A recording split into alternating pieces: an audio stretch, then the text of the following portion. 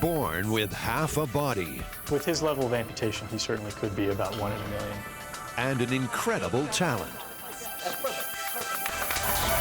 Thousands of seizures every day. It was a big decision to make, to have half of her brain removed. A radical treatment could save this baby. Growing lesions that make even breathing difficult. I just felt like she wasn't going to make it. A life without pain. We were scared. We didn't know what to expect. But it's a life full of danger. What happens if she gets appendicitis? How would we know? Choosing to confront pain. You know, they pull you up and it's a lot of stress, a lot of tension. You feel it all. A medical marvel or madness. And a flesh-decaying wound. They said it's so bad that the gangrene has set in. We may have to amputate your foot. The mystery of the cruel spider bite. The most incredible species on the planet is human.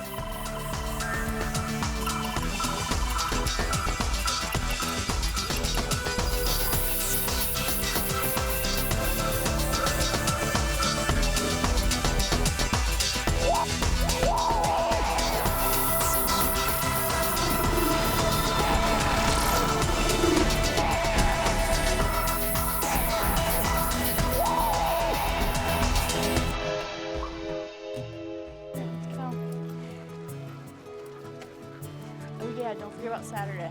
No, I won't. It's actually a lot of my friends. 16-year-old Trayvon Jennifer was born with half a body. His torso ends at his hips. It's an incredibly rare birth deformity.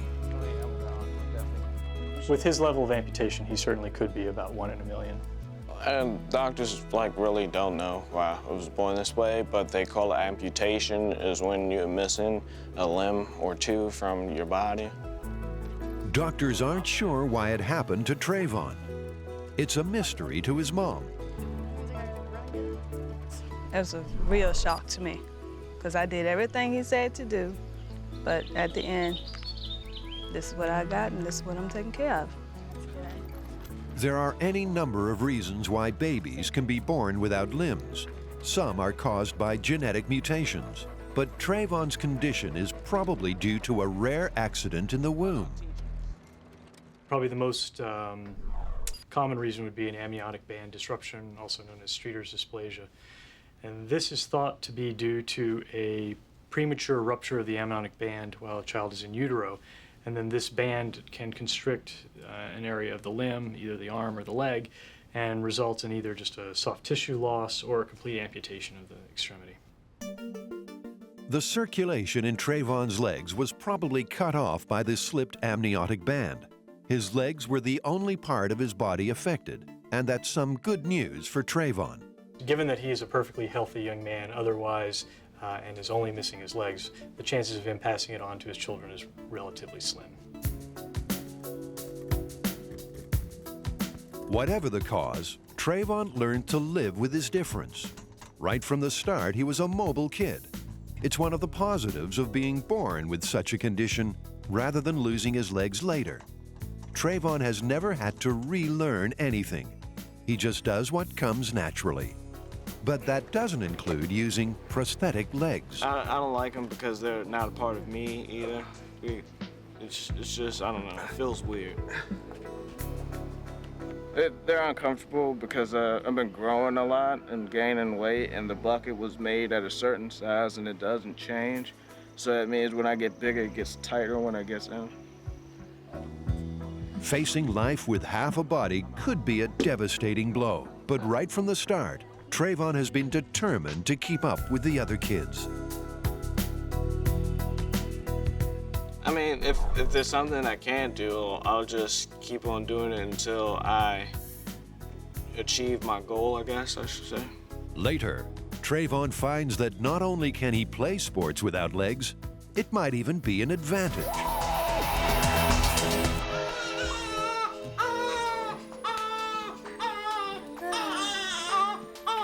She seemed a perfectly healthy newborn baby.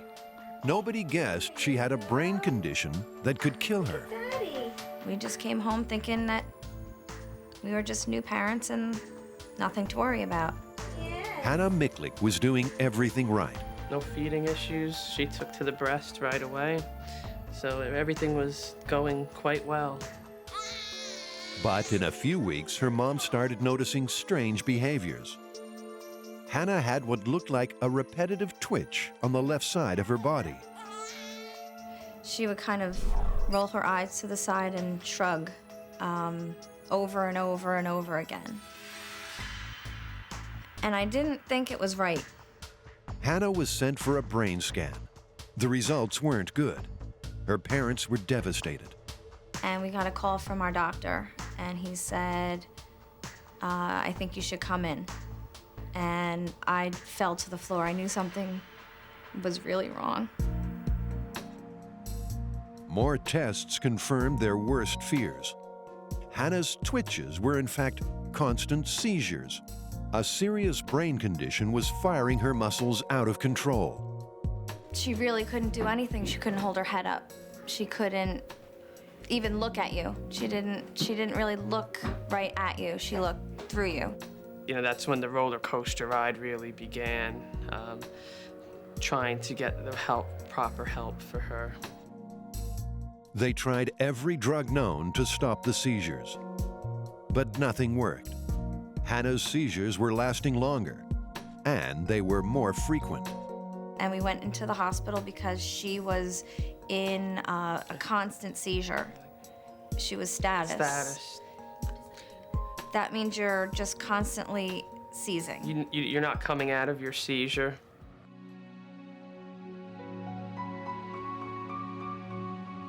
Hannah was diagnosed with Aicardi syndrome. It's a rare disorder that only affects girls, and there are only 500 known cases worldwide. The right hemisphere of Hannah's brain was malformed. It was firing off too many electrical impulses. It was like a fierce electrical storm in her brain. That was disrupting the perfectly good left side of her brain.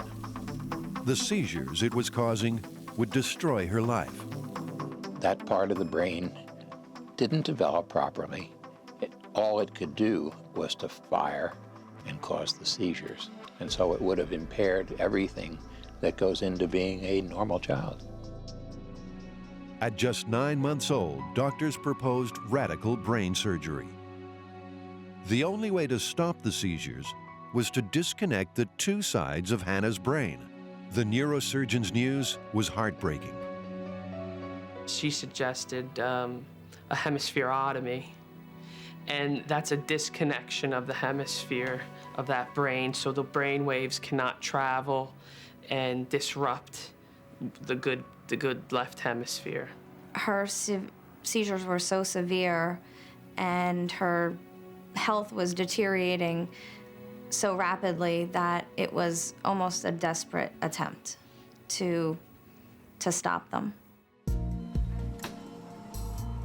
There was no choice. The surgeons went to work. It was a risky and long surgery. They hoped to unwire the parts of her brain that were causing the seizures. The doctors really, they can't tell you where Hannah's going or what's gonna happen with her.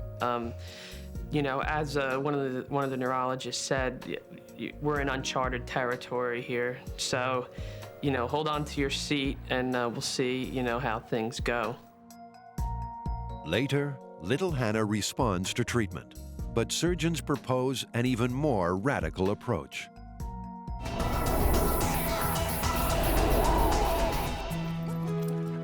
Trayvon Jennifer was born without legs. His body just ends at the hips. It was probably caused by the amniotic band cutting off circulation in the womb. Whatever the cause, it hasn't held Trayvon back. From an early age, Trayvon learned to walk on his hands. He's had to build up incredible upper body strength. I had to walk on my hands when I was little so I wouldn't mess up my clothes. So doing the handstand and walking around was pretty hard to do. As Trayvon grew, he developed an interest in sports, but his choices were limited by his condition. knee goes in between his feet. Right here, not this far, not this far away, here. Trayvon's stepdad, Eric, first suggested he give wrestling a go. Like everyone else, he's amazed at how quickly Trayvon took to it. Yes, yes, just like that. That's perfect, perfect. So he went up to Coach Green and told him, I'm going to be on your team. And after that, he fell in love with the sport after he got into it.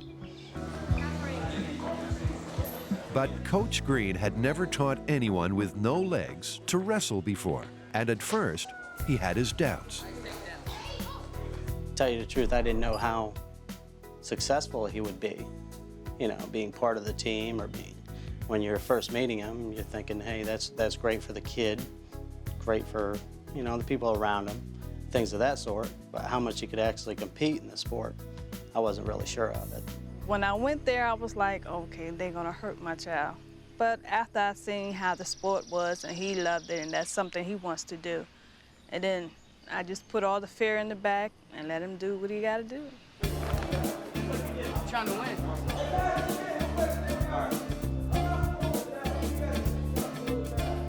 But Coach Green was in for a real surprise.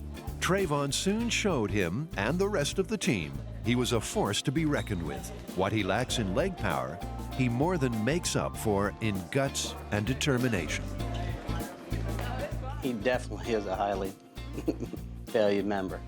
He's outstanding. I mean, one to look to and say, hey, if he can do it, I can do it. There can't be too many excuses in my room when I got a guy with a half a body doing everything and more. But he keeps on pushing and trying to figure out the moves that he has to do to adapt to what other people are doing. Because all the moves are considered with legs. So he has to do it and try to say, okay, I'm gonna do this move, but I gotta do it without legs. So he's right up top. Trayvon has perfected all new ways to win without his legs. In his first year on the team, he had an 8-7 win-lose record. The first time he won a match, I jumped up, the school jumped up.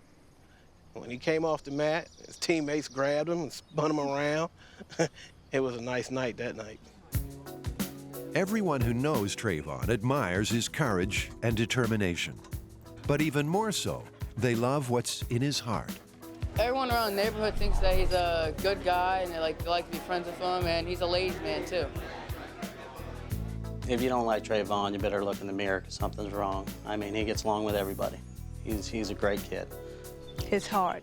Amazed me about him is his heart. His heart is open up to everybody. Life's not been easy for Trayvon, but he's never asked for special treatment. He just wants to be one of the guys. I'm just a normal person, and I don't want people to treat me different or to feel sorry for me. I'm just a normal person trying to make it in life.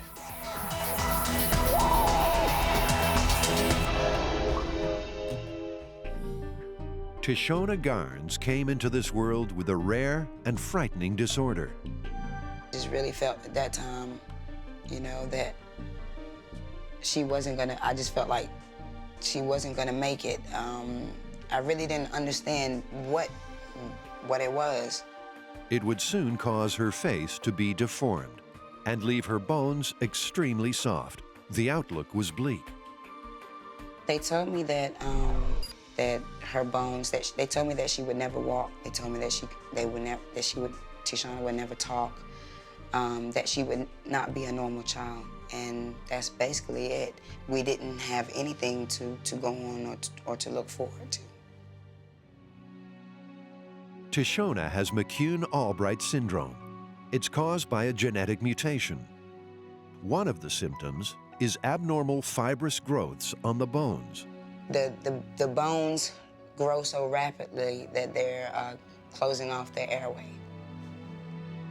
Even though she has difficulty breathing, Tishona has made incredible progress.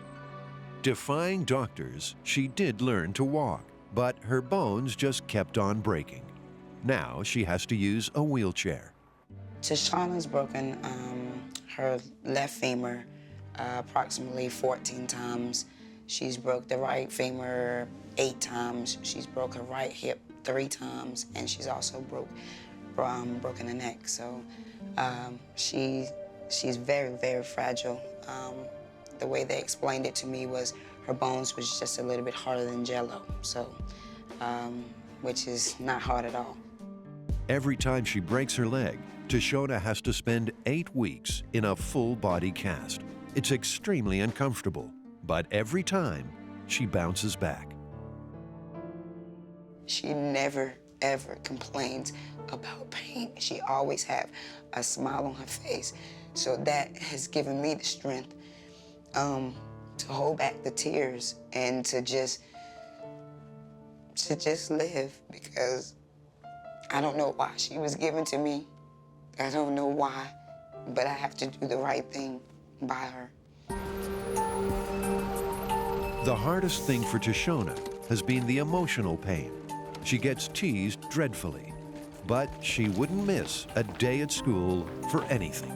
The most important words are listen. They made fun of her. They called her E.T. They called her club palate, deformed, elephant girl, all of those things. And just for us to walk down the street and to hear these cruel things said to us, I will always turn to both my daughters, Tishona and Tanisha, and I would say to them, you know, let it go in one ear and out the other. By age 14, the lesions in her mouth were getting dangerously large. She was having trouble eating, and worse still, her breathing was getting more difficult. It looked like Tishona may not make it. So it was very heartbreaking to see her mouth get larger and larger, and to watch her not be able to eat, and it was just very difficult for her to swallow, very difficult for her to breathe. Fortunately, doctors at Duke University Hospital agreed to operate. They would try to remove the fibrous growths. It was going to be a complicated surgery. But Tishona wasn't scared. On the day of her operation, she was up early getting ready. She knew it was going to be painful, but the hope of a better life was everything. Take the screw out again. The surgeons found a baseball-size obstruction had almost closed off her whole mouth. They were amazed Tishona had been able to eat. They also removed growths from her jaw, cheekbone, and eye socket. Okay, it's in the corner. Okay. I looked and I seen it was all right because I had stitches and stuff in my mouth. So it looked much better than what I looked before. She cried because she didn't think that she was pretty. And so she says now maybe she can get a boyfriend. So yeah, she's really excited about the way she looks now. I look good. Yeah. Nisha, what are your plans for today? The surgery did much more than improve Tishona's looks. She can breathe easier, and she's got much better use of her mouth. Get everything done. Eating food is doing a lot better than what I used to eat before. Younger sister Tanisha has been there every step of the way. They have a special relationship. She does everything for her sister. Whatever Tishona asks Tanisha to do, she does it. These two, they're one in a million, because you can't, if one goes, the other one has to go. They're inseparable. But Tishona's next goal is to one day be well enough to go it alone. I wish that I could go places by myself, not always go with my sister, because I know that she wants to go places by herself at times. Unfortunately, her battle is not over. Tishona's fibrous lesions are growing back. The doctors warn them this might happen. It's going to mean more surgery. There's just no cure for this cruel disease. Whatever Tishona decides, if she wants to have more operations, then I'm for it. I'm behind her. We're gonna do whatever it takes to get her well,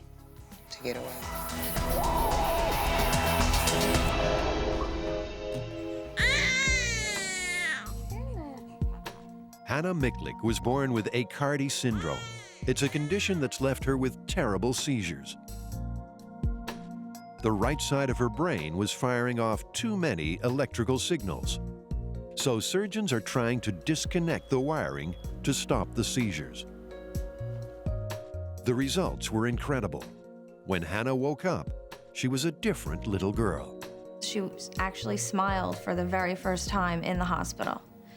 After 9 months of doing absolutely nothing, we actually saw our daughter come to life. Right. It was almost like she was brought back from the dead. Like she was reborn. She was definitely reborn that day. But hopes for Hannah's new life were quickly shattered. As the surgeons predicted might happen, the seizures returned. They did tell us that to begin with, but we tried to take a conservative route and leave the tissue in. But obviously, there was still some connections going on, and she was started having some more seizures. That brought the Micklicks to Baltimore's Johns Hopkins Hospital. They came to see if leading neurologist Dr. Freeman could help them. They didn't take out all of the bad brain, and so she continued to have seizures, and that's when the Micklicks came down to see us. Dr. Freeman laid it on the line. There was only one way to stop the seizures. They would have to remove the whole right side of little Hannah's brain. Without any surgery, I think Hannah would probably be dead. If not dead, she would have been severely impaired intellectually. She would have made no development, and she would have had thousands of seizures a day. But Dr. Freeman knew his proposal was radical. He would have to convince Hannah's parents that this was the right course. They say, you're not going to do that to my child. And what we tell them, the Micklicks and other parents, is that they're continuing to have these terrible seizures, that the future is very bleak in children with other kinds of conditions other than Hannah's. They will get paralyzed on that side, they will have seizures, they will be retarded, and that their best hope for a reasonable future is to take out half of the brain. We figured this would be the only thing that would ever help her, would be the surgeries. It was a big decision to make, to have your daughter's half of her brain removed, but at the same sense, it was like her only chance. Once more, Hannah's head was opened up. It was going to be a very long and harrowing surgery. It would take up to 10 hours to remove the rest of Hannah's right brain. What you do is you lay back the scalp and the skull on the side, and then you have the brain right in front of you. And he gradually takes out first the front part and the middle part and the back part, taking it all out on the one side. This was Hannah's last hope. There was nothing more doctors could do if this surgery didn't work. When Hannah awoke, the outcome was obvious. Said, oh my God, I said, I think something good has happened here, you know. It was a miracle.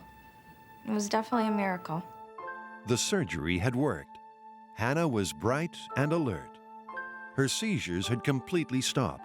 But would she be able to function normally with half a brain? This was about 4 months, 5 months after her surgery. This is the right side of Hannah's brain, and you could tell by the darkened images that there's no brain tissue there. You have all these questions about what's going to happen when there's no brain there. Luckily, the human brain is an amazing creation. It's more than amazing, it's dumbfounding. These children all walk, they all run. Some of them tap dance, they play soccer. They all are normal, or some of them are of normal intelligence, and Hannah's very close to normal intelligence. We never thought she would be able to kick a ball or throw a ball or say her ABCs or sing with her sister. And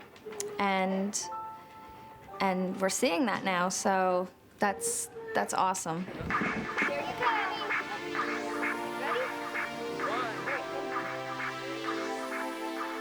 Hannah's left brain slowly learned to take over the functions of her missing right side. Doctors only perform this operation on children. Only when you're young can your brain adapt like this. Hannah can now do most things other 5-year-olds can. But she has her limitations.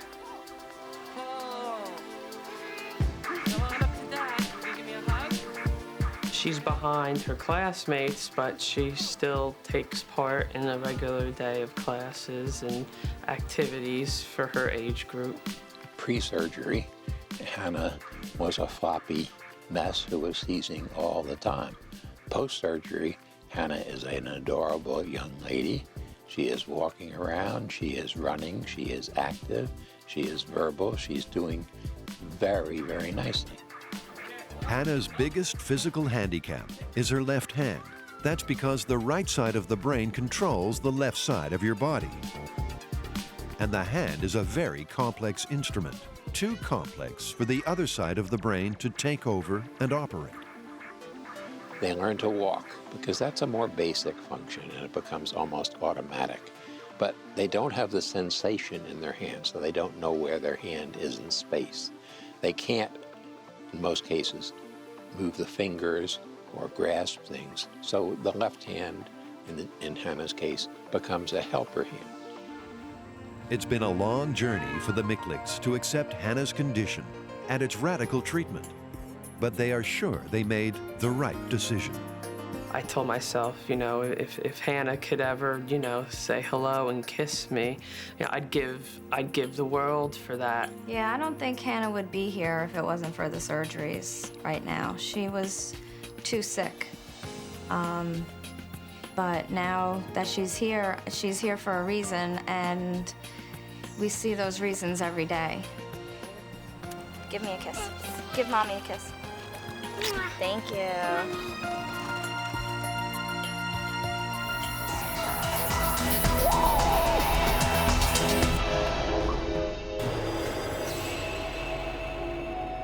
An Australian mystery, the white-tailed spider.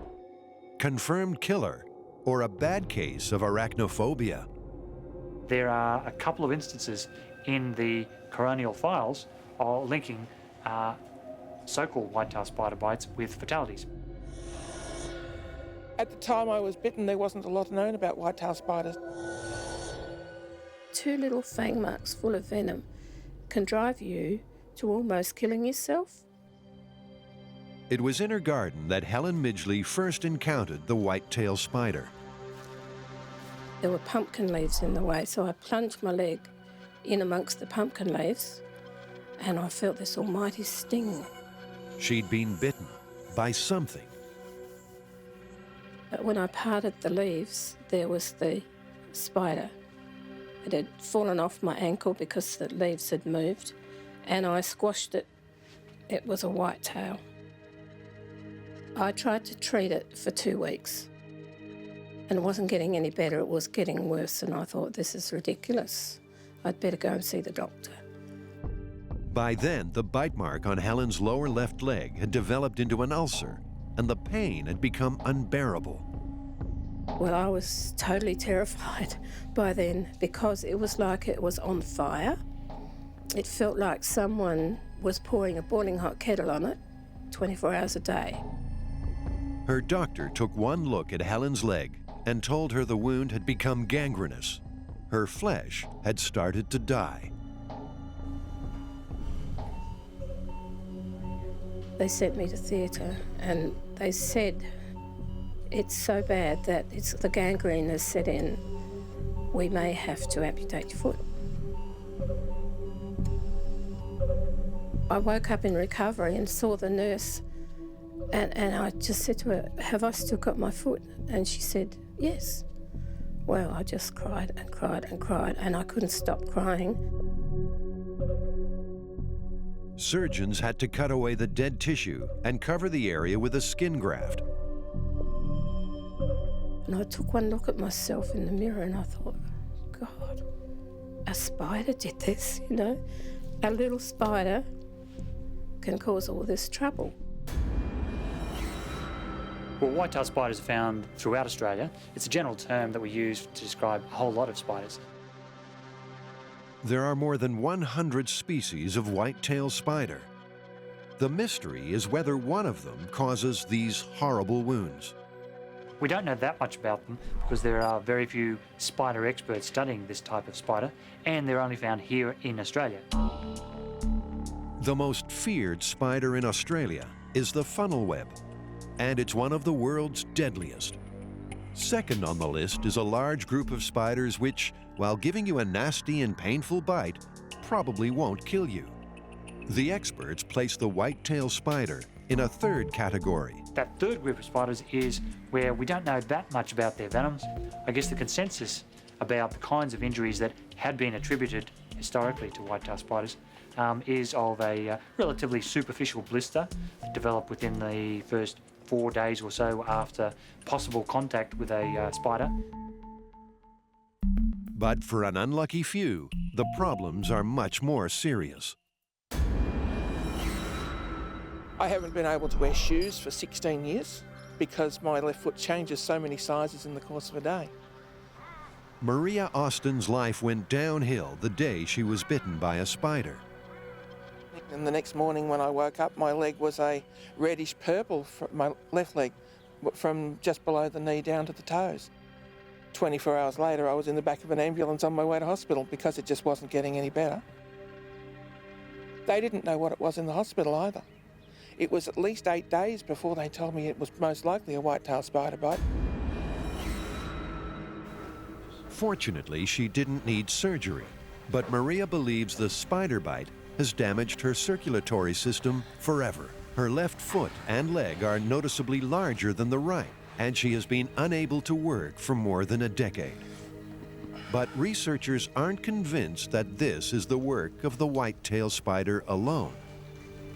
Through studies of patients that have been bitten by different types of white-tailed spiders, when they're followed over time, it seems that it's very, very uncommon, rare, I would say, for venom from these spiders to actually cause skin blistering or ulceration itself. Certainly redness and itch, absolutely, do occur. Certainly it's distressing for a short time, but for most people, that's it. There may be other factors to explain the horror some people face after a white-tailed spider bite. And it's more likely to be due to another disease or an infection introduced by that particular spider rather than the spider's venom. And there may be some people whose reaction to a white-tailed spider is much worse than others. A logical possibility is that there is a certain vulnerable population and that there's only a certain type of spider. There may yet be one of the dozens of varieties of white-tailed spider that causes these extreme reactions. Right now, there is no definitive answer. The spiders that we have looked at only represent a small fraction of the potential out there. It wouldn't be a surprise if amongst all of those spiders something popped out that was of interest to the medical fraternity and may explain a certain proportion of the patients we see. Helen Midgley remains convinced the white-tailed spider almost cost her her left foot and has set up a victim support group. I have 1,093 victims registered that have all been bitten by whitetails. I have their case notes and it reads a horror story. It reads where they've lost limbs and threatened to commit suicide and gone ahead with it. The victims all report that their ulcers can recur at the site of the bite and can even break out on the opposite limb. Every summer, the swelling in my leg gets predominantly worse in the wintertime, and it will break out with superficial ulcers. If you get bitten on the left side, 12 months later on the anniversary of your bite, look on your right side, and then the left side the next year, and so on. And it's a phenomenon that does exist, and the scientists, doctors, researchers can't explain why. For now, the mystery remains, but the wounds are very real. Something is causing these terrible ulcers. We can learn a lot more because we've barely begun to study Australian spiders.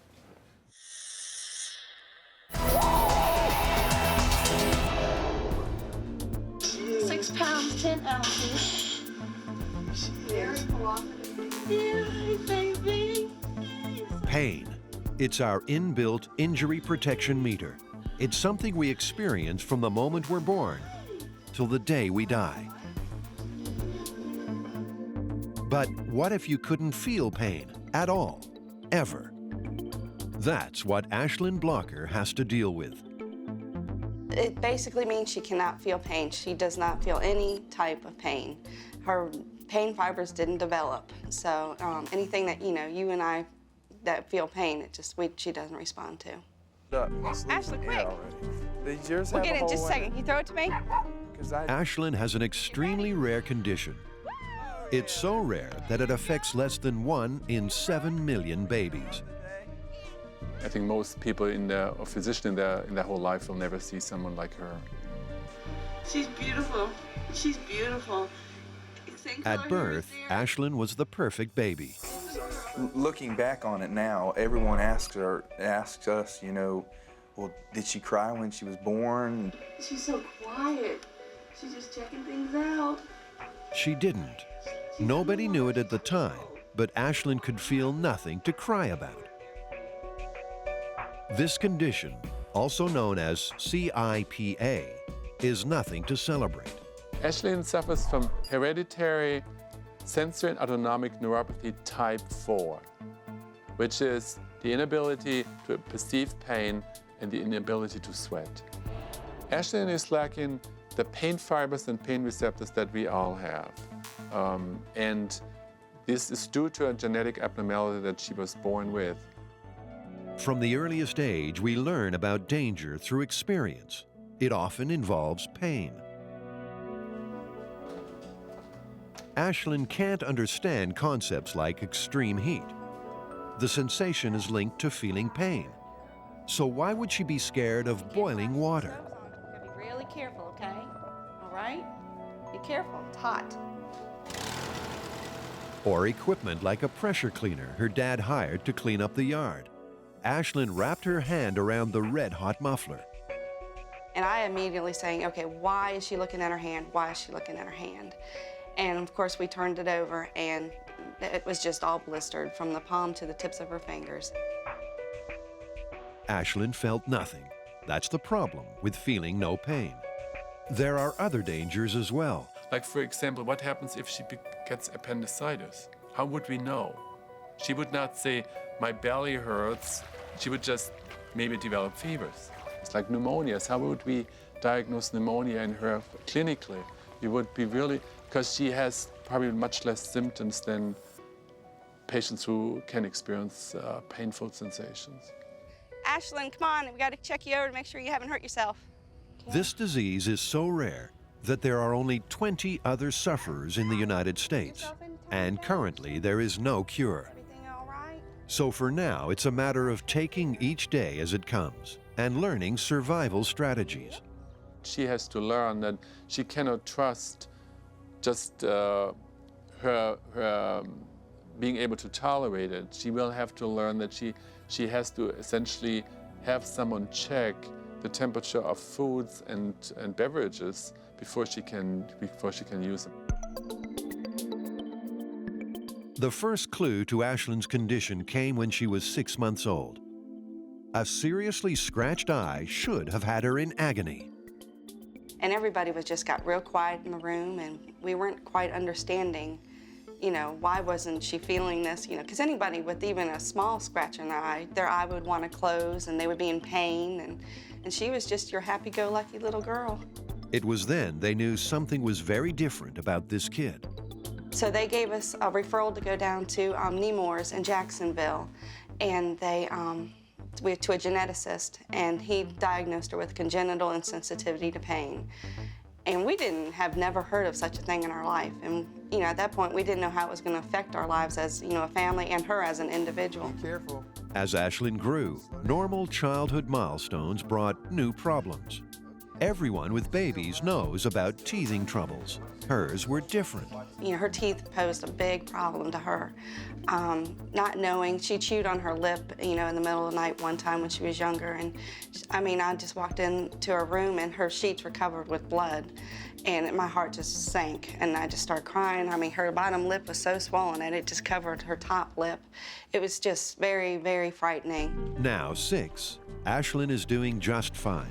She's learning that she's different from the other kids, and she's learning that she has to treat life with care. Dr. Stott has told us, you know, there is no cure right now, but they know what gene has been affected. Maybe 5 or 10 years down the road, we don't know what will happen. But while they wait for a cure, Ashlyn's parents are hoping for something that no other parent would ever wish for their child. Give anything for her to feel pain. Absolutely anything. Get one for myself. Now, do you have any other questions before we get started? No. Passing through the pain barrier and beyond to the limits of human endurance. So some people, yes, they do get used to the fact that they're going to suffer some discomfort and even pain. Doug Mendez is no stranger to pain. His face is testimony to what he's already endured. I just want to be able to take myself to the next place, you know? All set? All right. Take our first deep, deep, deep breath in. And out. All right, very good. Take our second deep, deep, deep breath in. And hold that for a second. Out and pierce.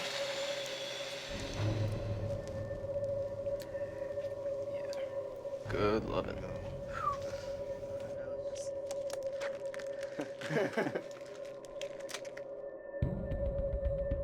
Having these huge steel hooks inserted through the skin on his knees is only the first step in Doug's quest to see how far he can go. And here is step 2. Because once we get the tension on there, that's about the worst it's going to be. Okay. The rest is just you letting go. Okay. All right. We're going to have our eyes on everything. If you're afraid something's going to tear or anything, we're going to know before you. Okay. All right. So even if it feels like it's happening, we're going to be watching all that for you. Okay. All right. So just going to put a little more tension on there. This is what devotees call a suspension. Just let your knees. All right. I guess you're going up. Yep. All right. All right, yeah. Oh, yeah. Good one. All right. That's intense. Oh. You can put your hands down. As far as we know, this dates back to Native American rituals. So that's well before our time. That goes back to the Native American Sundance ritual, where they would pierce pine pegs through the chest and hang that way. Doug is now fully suspended, his entire body weight being held by the hooks through his knees. But how can Doug endure what must be excruciating pain? We have nerves in every square inch of body designed to respond to pain. And when something painful happens, those nerves fire and send a message along the spinal cord to the brain. The brain responds by releasing chemicals called endorphins. They bind to the brain's pain receptors and blunt the painful sensations. But even endorphins have their limits. Researchers now believe the body actually contains a complex pain modulation system, of which endorphins are only one part. Turning this system on might just explain how people like Doug are able to endure an agonizing experience without any anesthetic drugs. Part of it is that there's a genetically determined difference in the way the modulation system turns on when you have injury to tissue or injury to nerve. It's seen, of course, on the sporting field. Sporting people get injured. They might even have a fracture, fractured ribs, fractured finger, whatever. They keep playing and they don't appear to have much pain. And that's because this powerful system has been turned on. You know, they put the hooks in and it hurts, it's a piercing. You know, they pull you up and it's a lot of stress, a lot of tension, you feel it all. And then you're up there and after about 3 minutes, you're just completely blank. Everything comes back into you. It's all centered, your emotions, you feel everything.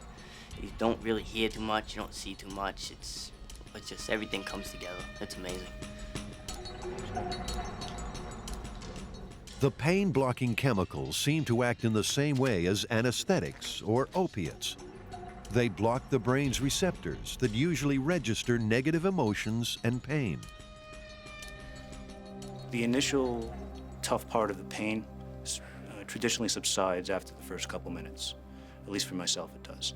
There's still pain throughout the entire suspension, but you become used to it or almost numb. Like they're not kind of there. That numbness is a result of the brain's pain modulation system switching on. Incredibly, some people are even able to prepare that pain-blocking mechanism in advance. There's often quite a build-up to the actual ceremony. So the individual goes into a sort of meditative state, and this gradually turns on this anti-pain system. And by the time the painful event occurs, they have that system turned on to a very high degree. Walking on hot coals would be another example. Craig Werner has been suspended by flesh hooks before, but today he's undergoing something very different. The so-called suicide suspension. Which the reason it's called suicide is if you were to look from a distance, it would almost look like the person's hanging from a noose.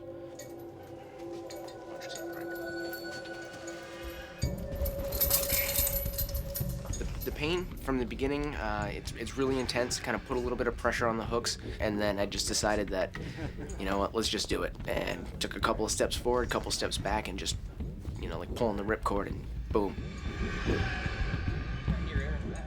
For myself, this particular time, being able to pull myself up was a big thing, so I was actually inflicting the pain really on myself. There's never a point at which I don't feel anything. I think it goes from an intense pain, an intense burning sensation as the skin is kind of pulled away from the subcutaneous tissue, and then it kind of dulls out as the endorphins of your body kind of kick in. Nice. Recent research has shown that the brain is actually flooded with chemicals at times of intense pain. The endorphins were really just the first important pain chemicals that were discovered. Our problem now is that there are so many that we know about, at least 50. Which are the really important ones? But not everyone can stand this sort of experience. Perhaps Craig and Doug are simply able to produce more of these pain-blocking substances. It's quite likely because we know that there are these enormous differences in people's responses to different types of pain. So I'd say that's likely. Do it, brother. It's one shot. Uno, dos, go. Yeah. Those that practice suspension know that they can control their pain response, and that may be the attraction, gaining control over an automatic body response. It's most certainly painful. However, you know, what my mind is going through at that point is far more important than what my body is going through. Meditation, self-hypnosis can turn on that system. Some people are good at those things, some people are not good at all. Some people can't do them, just absolutely can't do them, unfortunately. Ready to get those hooks out? Let's do it. All right. Get them out. And perhaps the most puzzling thing of all is that those who can do it just want to keep coming back for more. Some people, you know, go bowling, you know what I mean? And that's the way they enjoy their life. For me, this is what I do, and I'm absolutely in love with it.